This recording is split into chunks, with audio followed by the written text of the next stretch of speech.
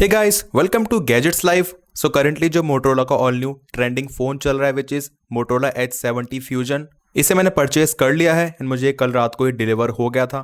इसके मैं कल रात से लगातार टेस्टिंग कर रहा हूँ ताकि अच्छी तरीके से आपको बता सकूँ एक्चुअल में इस फोन में कितनी इंप्रूवमेंट्स करी गई हैं, specially compared with H60 fusion. क्योंकि यहाँ पे जो S60 फ्यूजन इसको भी मैं लगभग 11 महीने से इस्तेमाल कर रहा हूँ as my secondary device. And actual में यहाँ पे इन दोनों फोन्स में काफी सारे डिफरेंसेस जो कि आपको बताने वाला हूँ। वैसे इन दोनों फोन्स का जो डिटेल कंपैरिजन है काफी जल्दी आने वाला है, बट इस वीडियो में आपको यहाँ पे मैं जस्ट फर्स्ट इंप्रेशन एंड इसी के साथ S70 फ्यूजन में क्या नई चीजें हैं उसके बारे में बताने वाला हूँ, क्योंकि ये वीडियो होने वाली अनबॉक्सिंग इसी के साथ first impression. So make sure to watch this video till end. अगर आप लोग भी S70 फ्यूजन में इंटरेस्टेड हो, आपके लिए वीडियो बहुत ज्यादा हेल्पफुल होने वाली है। एंड खास करके क्योंकि मैंने इसको खुद के पैसों से परचेज करा है, कोई भी रिव्यू यूनिट नहीं है, तो आपको यहाँ पे जस्ट हर चीज एकदम ही सच बताने वाला हूँ। तो सबसे पहले बात करते हैं प्राइसिंग की एंड वेरिएंट की। मैंने परचेज करा है 8GB RAM and 256GB storage वाला वेरिएंट, जिसकी प्राइसिंग वैसे 30,000 रुपीज है, बट आफ्टर कार्ड डिस्काउंट मुझे यहाँ पे पड़ गया लगभग 28,000 रुपीज का। एंड डेफिनेटली पुराने वाले H सीरीज के मुकाबले प्राइसिंग काफी ज्यादा इंक्रीज हो चुकी है, बट इसके काफी सारे रीजंस हैं जो कि आपको आगे बताने वाला हूँ। अब अनबॉक्सिंग एक्सपीरियंस की बात करें तो वो जस्ट हर फोन की तरह ही यहाँ पे सेम एक्सपीरियंस मिलता है। जिस तरीके से आपको फ्लिपकार्ट से परचेज करने पे ओपन बॉक्स डिलीवरी मिलती है, डिलीवरी एजेंट आएगा, फोन नंबर के लास्ट के 4 डिजिट्स पूछता है, उसके बाद फोन को अनबॉक्स करेगा एंड आप लोगों को प्रॉपर्ली फोन को फिर चेक कर लेना है, उसकी कंडीशन वगैरह, लेकिन यहाँ पे फिजिकली कोई भी डैमेज नहीं होना चाहिए। एंड फोन के बॉक्स की जो आउटर सील वगैरह वो भी प्रॉपर्ली इंटैक्ट होनी चाहिए। एंड इन सभी चीजों को वेरीफाई करने के बाद देन उसके बाद आपको यहाँ पे OTP बताना होता है। तो इस तरह का यहाँ पे कुछ अनबॉक्सिंग एक्सपीरियंस रहता है। बाकी बॉक्स में आपको वही पिछले साल की तरह ही सेम 68 वॉट्स का अडेप्टर मिलता है एंड इसी के साथ Type-C to Type-C cable and that's it. But again ये बहुत ही ज्यादा बढ़िया चीज है दैट मोटोरोला यहाँ पे आपको अच्छे खासे वॉट्स का अडेप्टर प्रोवाइड कर रहा है। अब मैंने परचेस करा है इनका all new Pantone country air colour, जो कि काफी डिफरेंट दिख रहा है, स्पेशली यहाँ पे पिछले साल का जो S60 फ्यूजन था इसके कंपैरिजन में आपको यहाँ पे कलर बहुत डिफरेंट दिखेगा। एंड बाकी इसमें आपको 2 कलर्स और देखने को मिल जाते हैं, सो वो आपकी पर्सनल चॉइस है। अब फोन को अनबॉक्स करने के बाद जैसे यहाँ पे मैं फोन को हाथ में होल्ड करता हूँ, इनिशियल इंप्रेशन की बात करता हूँ, डेफिनेटली यहाँ पे फोन का साइज आपको बहुत ज्यादा कॉम्पैक्ट नहीं लगेगा, क्योंकि यहाँ पे इस बार मोटोरोला ने डिस्प्ले का साइज इंक्रीज कर दिया है। एंड जिस तरीके से पिछले साल के S60 फ्यूजन, S60 प्रो एकदम आपको स्लिम कंफर्टेबल फोन्स लगते थे क्योंकि उनकी चौड़ाई भी कम थी, उस हिसाब से आपको यहाँ पे फोन स्लाइटली इंक्रीज लगेगा साइज में। बट यहाँ पे जो डिफरेंस है वो बहुत ज्यादा भी नहीं है, क्योंकि मोटोरोला ने यहाँ पे इस फोन की जो डायमेंशंस है बहुत ही अच्छी तरीके से मैनेज करी हुई है। इनफैक्ट इस वाले फोन की थिकनेस बहुत ही ज्यादा कम है, अराउंड 7.99 mm, जो कि इसको पिछले मॉडल से S60 फ्यूजन से स्लाइटली और थिनर बना देता है। एंड वैसे इस फोन में काफी बड़ी बैटरी आती है, उसके बाद भी इसका वेट जस्ट 193 ग्राम्स है, जो कि टोटली जस्टिफाइड है। अब मटेरियल्स की बात करें सो बैक में आपको यहाँ पे मिल जाता है फैब्रिक फिनिश, कुछ इस तरीके से आपको यहाँ पे एक स्लाइटली डॉटेड सा टेक्सचर मिल जाता है। साइड में है प्लास्टिक फ्रेम एंड इसी के साथ फ्रंट पे मिल जाता है गोरिल्ला ग्लास 7i की प्रोटेक्शन। अब वैसे फोन काफी ज्यादा ड्यूरेबल है, क्योंकि इसमें आपको IP68+ IP69 की रेटिंग मिलती है एंड इसी के साथ यहाँ पे लोग बोलते हैं फोन कहीं ना कहीं मिलिट्री ग्रेड सर्टिफाइड है। सो वैसे नॉर्मली फोन के गिरने पे या फिर आपको पानी वगैरह से इसकी डैमेज की कोई ज्यादा टेंशन लेने की जरूरत नहीं है। डिस्प्ले की बात करें तो इसमें मिल जाती है 6.78 इंचेस की क्वाड कर्व डिस्प्ले, जो कि आती है 144 हर्ट्ज के रिफ्रेश रेट के साथ एंड इसी के साथ ब्रांड क्लेम करता है 5200 निट्स की पीक ब्राइटनेस। अब कुछ चीज यहाँ पे आप नोटिस करेंगे, इसको मैं कंपेयर करता हूँ S60 फ्यूजन के साथ। सो यहाँ पे आप देखेंगे डिस्प्ले का साइज जस्ट स्लाइटली आपको बिगड़ लगेगा एंड खास करके यहाँ पे डिस्प्ले के साइज का डिफरेंस आपको चौड़ाई में काफी ज्यादा नोटिस होगा। एक और चीज आप नोटिस करेंगे दैट यहाँ पे जो S70 फ्यूजन है उसके डिजाइन में आपको जो कॉर्नर्स से काफी सर्कुलर मिलते हैं एंड इसी के साथ यहाँ पे जो आपको कॉर्नर्स में बॉर्डर्स मिलते हैं वो भी काफी ज्यादा विजिबल होते हैं as compare to S60 fusion. तो बेजल्स के मामले में कहीं ना कहीं यहाँ पे जो उसका पुराना मॉडल था वो ज्यादा सिमेट्रिकल लगता था एंड अभी आपको यहाँ पे कॉर्नर्स में ज्यादा बेजल्स दिखेंगे। मुझे पर्सनली वाली चीज इतनी ज्यादा पसंद नहीं आई है, मुझे यहाँ पे जो सिमेट्रिकल बेजल्स हैं वो ज्यादा पसंद आते हैं। एंड वही बात करें साइड के बेजल्स की, वो भी आपको यहाँ पे S70 फ्यूजन में एवर सो स्लाइटली ज्यादा दिखेंगे, ऑल्दो यहाँ पे जो साइड के बेजल्स है उसमें डिफरेंस बहुत ज्यादा नहीं है। इनफैक्ट S70 फ्यूजन में आपको डिस्प्ले के जो कर्व्स हैं वो भी काफी ज्यादा कम दिखेंगे, ये इतने ज्यादा गहरे नहीं है जस्ट लाइक S60 फ्यूजन। सो कहीं ना कहीं इसमें आपको जो कर्व डिस्प्ले वाला फील है वो थोड़ा कम मिलेगा डेफिनेटली मोटोरोला के पुराने फोन्स के कंपैरिजन में। बट इसके यहाँ पे कुछ बेनिफिट्स भी मिल सकते हैं, लाइक इस तरीके से फोन को होल्ड करने में जो एक्सीडेंटल टचेस है वो काफी कम होंगे एंड कहीं ना कहीं आपको यहाँ पे जो कर्व्स है वो कम मिलते हैं। इस वजह से फोन की जो डिस्प्ले है उसका यूजेबल एरिया भी ज्यादा फील होता है, ज्यादा चौड़ाई फील होती है डिस्प्ले की। एंड वैसे ओवरऑल डिस्प्ले की क्वालिटी बहुत ही ज्यादा बढ़िया है, लाइक यहाँ पे आपको मल्टीपल ऑप्शंस तो मिल ही जाते हैं, जस्ट लाइक यहाँ पे आपको कलर्स के मामले में नेचुरल, रेडियंट या फिर विविड इस तरीके से मोड्स मिलते हैं एंड स्पेशली मल्टीपल मोड्स में स्विच करने के बाद आपको यहाँ पे जो डिफरेंस है वो क्लियरली नोटिस भी हो जाता है। एंड इसी के साथ इसमें आपको 144 हर्ट्ज का रिफ्रेश रेट मिलता है, बट यहाँ पे आप देखेंगे हाइपर स्मूथ पे करने के बाद भी ये 120 हर्ट्ज शो कर रहा है, क्योंकि आपको यूआई में मैक्सिमम 120 हर्ट्ज का ही सपोर्ट मिलता है। एंड कुछ पर्टिकुलर गेम्स में आपको मे बी यहाँ पे 144 हर्ट्ज का सपोर्ट मिल सकता है। एंड इसी के साथ यहाँ पे आपको मिल जाता है फ्लिकर प्रिवेंशन। एंड आउटडोर्स में डिस्प्ले की ब्राइटनेस की बात करें तो वो भी आपको एकदम ही सफिशिएंट मिलती है, विजिबिलिटी में कोई भी प्रॉब्लम नहीं होगी एंड डिस्प्ले काफी ज्यादा ब्राइट लगता है। वैसे ब्रांड क्लेम करता है 5200 निट्स की पीक ब्राइटनेस, बट वो ऑब्वियसली आउटडोर्स के लिए बिल्कुल भी नहीं है। एंड आउटडोर्स में आपको यहाँ पे हार्डली 1400 से लेके 1500 निट्स की ब्राइटनेस ही मिलेगी। एंड वही बात करें HDR कंटेंट की, सो वहाँ पे भी जो ब्राइटनेस है वो सफिशिएंट है।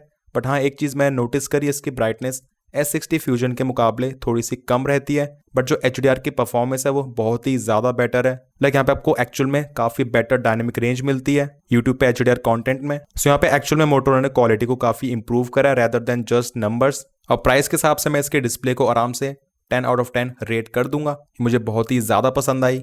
अब सॉफ्टवेयर एक्सपीरियंस की बात करें तो यहाँ पे जस्ट अदर मोटोरोला के फोन्स की तरह ही एकदम ही स्टॉकिश एंड्रॉइड एक्सपीरियंस प्रोवाइड करता है।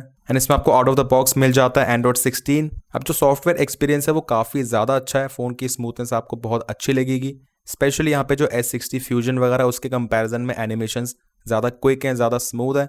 एंड इसी के साथ जिस तरीके से कैमरा एप्लीकेशन को ओपन एंड क्लोज करने में उसमें काफी ज्यादा लैग्स एंड जिटर्स आते थे लॉन्च टाइम पे, वो चीज यहाँ पे बिल्कुल भी नहीं है। एंड इसी के साथ ब्रांड क्लेम कर रहा है इसमें आपको 3 साल के और मेजर एंड्रॉइड की अपडेट्स मिल जाएंगी। तो इस फोन का सॉफ्टवेयर किस तरीके से फील हो रहा है उसके बारे में आपको बताने से अच्छा रादर आपको बताना चाहूंगा एक्चुअल में यहाँ पे परफॉर्मेंस क्यों अच्छी रहेगी। उसका जो मेन रीजन है वो है इसकी इंटरनल स्टोरेज की स्पीड, इसकी रैम, इसी के साथ इसका प्रोसेसर, क्योंकि इसमें आपको LPDDR5X रैम मिलती है जो कि बहुत ही बढ़िया चीज है। एंड इसी के साथ UFS 3.1 स्टोरेज, जो कि बहुत ही बड़ी कमी थी S60 फ्यूजन में।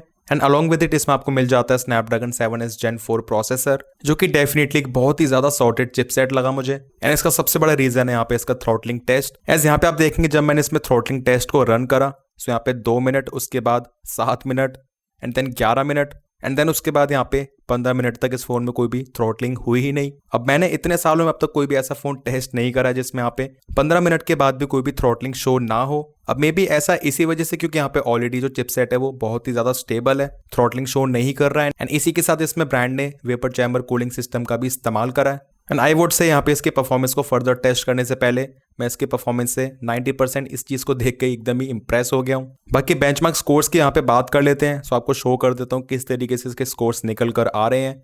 ये हैं स्कोर्स Geekbench 6 के। एंड वही बात करें Antutu बेंचमार्क स्कोर्स की, सो यहाँ पे इसके स्कोर्स निकल कर आए हैं 11,48,000 के आसपास, सो डेफिनेटली अबव 1 मिलियन है। एंड इसी के साथ 3D मार्क में यहाँ पे आप देखेंगे जैसे मैं आपको शो करता हूँ वाइल्ड लाइफ एक्सट्रीम, सो यहाँ पे भी स्कोर्स जस्ट काफी एवरेज है। बट हाँ, इसकी जो परफॉर्मेंस है एक्चुअल में इसकी जो GPU की परफॉर्मेंस है एंड ओवरऑल फोन को इस्तेमाल करने में आपको यहाँ पे जो स्मूथनेस है, क्विकनेस है, वो बहुत ज्यादा बेटर लगेगी। एंड जो वीडियो की स्टार्टिंग में फोन की प्राइसिंग वाली बात कर रहे थे वो इसी वजह से क्योंकि यहाँ पे आपको इस फोन में प्रॉपर्ली एक अच्छी क्वालिटी की स्टोरेज मिल जाती है एंड फास्टर रैम मिलती है। एंड आपको पता है जिस तरीके से अभी करंटली पीछे से जो प्राइसिंग वगैरह वो बहुत ज्यादा बढ़ चुकी है। एंड क्योंकि ब्रांड ने इस बार इन सभी चीजों में कॉम्प्रोमाइज नहीं करा है, जो कि पिछली बार काफी बड़ी कंप्लेंट थी, इसी वजह से यहाँ पे इसकी प्राइसिंग डेफिनेटली लगभग 4-5 हज़ार रुपए ज्यादा है S60 फ्यूजन से सेम वेरिएंट के लिए। इनफैक्ट ब्रांड का कहना ऐसा भी है अगर यहाँ पे फ्यूचर में इन सभी चीजों की प्राइसिंग और ज्यादा फर्दर इंक्रीज होती है एंड अगर फोन की प्राइसिंग को ज्यादा इंक्रीज नहीं कर पाते हैं क्योंकि यहाँ पे बजट फोन है, सो मे बी यहाँ पे जो इसमें इंटरनल स्टोरेज है विच इज UFS 3.1 उसमें ब्रांड कॉम्प्रोमाइज करना स्टार्ट कर दे। एंड वही गेमिंग की बात करें तो ऐसा यहाँ पे ब्रांड इसको कोई भी गेमिंग फोन बोल के नहीं बेच रहा है, बट उसके बाद भी आपको इसमें बहुत अच्छी गेमिंग परफॉर्मेंस मिल जाती है। यहाँ पे मैं प्ले कर रहा हूँ एसफाल्ट को 60 FPS पे प्रॉपर्ली यहाँ पे गेम रन कर जाती है। कोई भी आपको यहाँ पे ऐसा मेजर ग्लिचेस या फिर जिटर्स वगैरह नोटिस नहीं होंगे गेम प्ले के दौरान। एंड यहाँ पे मोस्ट ऑफ द टाइम्स आपको 60 FPS प्रॉपर्ली मिल जाते हैं। एंड जिस तरीके से ब्रांड फ्लिपकार्ट पे इस पे जो BGMI का 120 FPS का गेम प्ले है उसका बोल के एडवर्टाइज कर रहा है, एक्चुअल में यहाँ पे इसमें आपको 120 हर्ट्ज का प्रॉपर सपोर्ट मिल जाता है। And I would say performance बहुत ही ज्यादा अच्छी है इसकी। लाइक गेम प्ले के दौरान आपको यहाँ पे ऐसा कोई भी मेजर ग्लिचेस या फिर फ्रेम ड्रॉप्स वगैरह नोटिस नहीं होते हैं। बाकी गेमिंग के दौरान यहाँ पे आपको कुछ सेटिंग्स भी मिल जाती हैं, लाइक परफॉर्मेंस मोड में जाने के बाद बैलेंस्ड, बैटरी सेविंग या फिर turbo. So during game play आप इसको जस्ट यहाँ पे टर्बो पे कर लीजिए, आपको बेटर गेमिंग एक्सपीरियंस मिलेगा, फोन की परफॉर्मेंस स्लाइटली इंक्रीज हो जाएगी। एंड यहाँ पे आप देखेंगे प्रॉपर्ली 120 FPS करने के बाद फ़ोन की जो स्मूथनेस है वो बहुत ही अच्छी निकल कर आ रही है। अब जैसे मैं बात करता हूँ हीटिंग की, क्योंकि इसमें आपको परफॉर्मेंस भी स्लाइटली ज़्यादा मिल रही है S60 फ्यूजन वगैरह के कंपैरिजन में, सो हीट भी स्लाइटली ज़्यादा हो जाता है। बट इसी प्राइस में आने वाले और अदर एंड्रॉइड फोन्स के मुकाबले इसमें हीटिंग आपको बहुत ज़्यादा कम दिखेगी। तब भी हमें भी बैक में मोटोरोला यहाँ पे जो मटेरियल इस्तेमाल करता है वो इसी वजह से, क्योंकि यहाँ पे फ़ोन इस तरीके से हाथ में होल्ड करने में ज़्यादा गर्म फील हो ही ना। सो फर्स्ट इंप्रेशन के हिसाब से मुझे इसकी गेमिंग बहुत ही ज़्यादा पसंद आई। इनफैक्ट यहाँ पे आप जैसे जाते हैं ग्राफिक्स सेटिंग्स में, सो यहाँ पे आप देखेंगे इसमें आप HDR+ एक्सट्रीम इस पे भी गेमिंग कर सकते हो। सो HDR पे आपको यहाँ पे 60 FPS मिल जाते हैं। हाँ, यहाँ पे आपको इसमें कभी कभार थोड़े बहुत जिटर्स नोटिस हो जाएंगे, बट फिर भी यहाँ पे जो गेम प्ले है वो एकदम ही सेटिस्फैक्ट्री है। आपको यहाँ पे ज़्यादा कंप्लेंट्स नहीं होगी अगर आप यहाँ पे कैजुअल गेमिंग कर रहे हो तो। इसके बाद नेक्स्ट बात करते हैं इसके कैमरास की। सबसे पहले बात करते हैं मेन कैमरा की, जिसमें आपको वर्ल्ड का फर्स्ट सोनी लिथिया 710 सेंसर मिल जाता है, जो है 50 मेगापिक्सल का। इसी के साथ 13 मेगापिक्सल का अल्ट्रा वाइड कैमरा, जिससे आप मैक्रो शॉट्स को भी कैप्चर कर सकते हो, एंड इसी के साथ मैक्रो वीडियोस भी, एंड बाकी 32 मेगापिक्सल का सेल्फी कैमरा। अब स्ट्रेट अवे बात करते हैं कैमरा आउटपुट की। सबसे पहली चीज आपको शो करना चाहूंगा वो है कलर शिफ्ट। यहाँ पे आप देखेंगे अल्ट्रा वाइड में उसके बाद 1x एंड 2x में आपको काफी ज्यादा डिफरेंस दिख रहा होगा। अब 1x एंड 2x पे इसलिए सेम है क्योंकि यहाँ पे ऑब्वियसली 2x क्रॉप जो प्राइमरी कैमरा से ही होता है, बट अल्ट्रा वाइड कैमरा में आप देखेंगे मेरी टी शर्ट का येलो कलर काफी ज्यादा ऐसे पॉप आउट हो रहा है, एंड इसी के साथ जो स्किन टोन है उसमें भी आपको स्लाइड सा एक डिफरेंस दिखेगा अल्ट्रा वाइड कैमरा में। वहीं इन सैंपल्स में आप देखेंगे जो फेस का कलर है अगेन मेन कैमरा में इसी के साथ 2x पे हल्का सा ज्यादा ब्राइट है। हाँ, बट इस बार यहाँ पे जो टी शर्ट का येलो कलर है वो ज्यादा कुछ मैनिपुलेट नहीं हुआ है अल्ट्रा वाइड कैमरा में। सो आई वुड से वही कंसिस्टेंसी वाली बात है। लाइक ज्यादातर सिचुएशन में यहाँ पे कलर्स काफी हद तक सेम आ जाते हैं, लाइक इस वाले सैंपल्स में भी, बट कभी कभार अल्ट्रा वाइड एंड 1x में आपको डिफरेंस भी अच्छा खासा दिख जाता है। बाकी मेन कैमरा के सैंपल्स बहुत ही ज्यादा अच्छे हैं। आपको यहाँ पे ओवर शार्पनेस बहुत कम मिलती है, जो कि S60 फ्यूजन में काफी ज्यादा थी। डिटेल्स बहुत ज्यादा नेचुरल साइड पे रहती हैं। हाँ, बट ये फेस को ब्राइट डेफिनेटली करता है। कई बार यहाँ पे आपको फोटोज थोड़े ज्यादा एडिटेड भी लगेंगे। अच्छा, एक और चीज मैंने नोटिस करी इस बार 2x के सैंपल्स भी काफी ज्यादा शार्प हैं। आपको काफी अच्छी डिटेल्स मिलती है इनमें। बाकी इसी के साथ कुछ मैक्रो सैंपल्स भी आप देख सकते हो जो कि अल्ट्रा वाइड कैमरा ही शूट करता है। इसके सैंपल्स भी काफी बढ़िया हैं, एकदम ही सेटिस्फैक्ट्री हैं अकॉर्डिंग टू द प्राइस। कोई ऐसा ज्यादा ओवर प्रोसेसिंग नहीं है। अब पोर्ट्रेट सैंपल्स की बात करें तो यहाँ पे ऑल दोनों फोटोज मेन कैमरा से लिए गए हैं, बट उसके बाद भी आप देखेंगे जो मेरी लोअर का कलर है उसमें काफी ज्यादा एक डिफरेंस सा दिख रहा है। तो इसी कंसिस्टेंसी की मैं बात कर रहा था। इनको यहाँ पे सॉफ्टवेयर अपडेट के थ्रू जरूर से फिक्स करनी चाहिए। बाकी पोर्ट्रेट सैंपल्स को कैप्चर करने के लिए यहाँ पे आपको 3 फोकल लेंथ मिल जाती है। सो यहाँ पे आप तीनों पे सैंपल्स देख सकते हो, लाइक 1x, उसके बाद 1.5x, देन 2x, एंड हाँ डेफिनेटली 2x पे भी आपको काफी अच्छे फोटोज मिलेंगे, काफी शार्प रहते हैं। एंड यहाँ पे जो एज डिटेक्शन है उसमें भी आपको स्लाइटली एक इंप्रूवमेंट दिख जाएगी। जो बैकग्राउंड सेपरेशन है वो पहले से थोड़ा ज्यादा बेटर लगता है। अब सेल्फी कैमरा की बात करें सो ऑल्दो S60 फ्यूजन की तरह यहाँ पे 32 मेगापिक्सल ही है, बट एक्चुअल में रियल वर्ल्ड में यहाँ पे आपको काफी ज्यादा डिफरेंस दिखेगा। इस बारी जो डिटेल्स एंड शार्पनेस है वो बहुत ही ज्यादा अच्छी है, एंड पिछली बारी वो बहुत ज्यादा ओवरली प्रोसेस हो रही थी। हाँ, बट एक चीज मैंने नोटिस करी है, इस तरीके से ऑपोजिट लाइटिंग में जब भी फोटोज कैप्चर करते हैं तो कलर्स यहाँ पे काफी ज्यादा फेड कर देता है। तो इन सभी चीजों के लिए आई थिंक यहाँ पे एक सॉफ्टवेयर अपडेट की इंप्रूवमेंट की काफी जरूरत है। अब एक काफी स्पेशल फीचर इसमें आपको मिल जाता है जो है होराइजन लॉक। कुछ इस तरीके से वीडियो शूट करने पे आप फोन को किसी भी ओरिएंटेशन में मूव करेंगे, बट जो वीडियो है वो एग्जैक्टली उसी ओरिएंटेशन में शूट होती रहेगी जब आपने यहाँ पे उसको स्टार्ट करा था। एंड देखने में सच में काफी ज्यादा मैजिकल सा लगता है। वैसे से शूट करता है 1080p 30 FPS पे, बट आपको वीडियो में शार्पनेस बहुत ही ज्यादा कम दिखेगी, एंड खास करके आप इसको नाइट में इस्तेमाल बिल्कुल भी नहीं कर सकते हो। क्वालिटी काफी खराब आती है। यह है मेन कैमरा से 1080p 60 FPS वीडियो।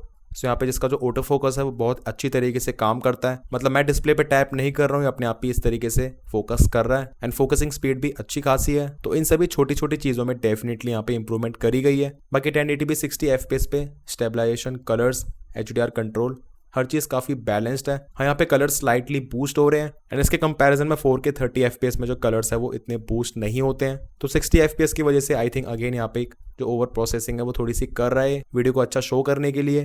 वही 4K 30 FPS में आप देखेंगे आपको जो कलर्स है वो काफी हद तक नेचुरल साइड पे दिखेंगे, एंड यहाँ पे आप अल्ट्रा वाइड में इसी के साथ 1x एंड 2x में स्विच कर सकते हो इस तरीके से। एंड जो 4K 30 FPS पे आपको डिटेल्स है, शार्पनेस है वो भी ज्यादा बेटर दिखेंगी, एंड जो एक आर्टिफिशियल प्रोसेसिंग है वो भी काफी कम दिखेगी। बाकी स्पेशली इसका कैमरा S60 फ्यूजन से कितना बेटर है, अगर आपको वो जानना है, इन दोनों फोन्स का डिटेल कंपैरिजन देखना है, कमेंट सेक्शंस में जरूर बताना। वही बात करें सेल्फी वीडियो की, तो यहाँ पे भी आप 4K 30 तक शूट कर सकते हो।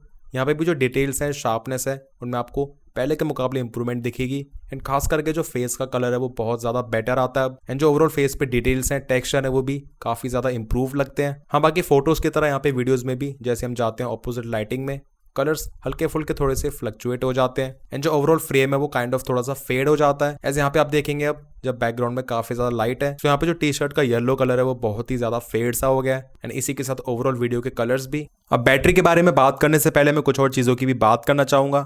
जस्ट लाइक सबसे पहले बात करते हैं स्पीकर्स की।